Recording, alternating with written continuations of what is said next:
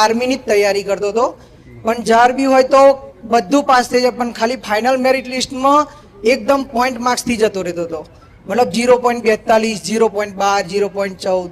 પછી ઘણા સમયથી અહીં આગળ આવું છું. માતાના આશીર્વાદથી મારું ઇન્ડિયન નેવીમાં સિલેક્શન થઈ ગયું છે અને મારે આજ રાતે મારું જોઈનિંગ છે. આજ રાતે જવાનું હતું, મારો ઘણા ટાઈમથી આવી જતો લેટર, મને ખબર છે કે આજે જવાનું હતું, પણ મારી ઈચ્છા હતી કે હું માડીને મળીને જાઉં. 2 રવિવારથી ઘણો ટ્રાય કર્યો પણ ના મળ્યો, પણ આજે માડીના આશીર્વાદ થયા. આ 5 લીલા નારિયેલ માંડ્યા કે માડી જતા પહેલાં એકવાર તારા દર્શન કરાવજે અને સ્ટેજ પર બોલાવજે. તો આજે માડીના આશીર્વાદથી મેં આવવાનો મોકો મળ્યો છે. બરોબર.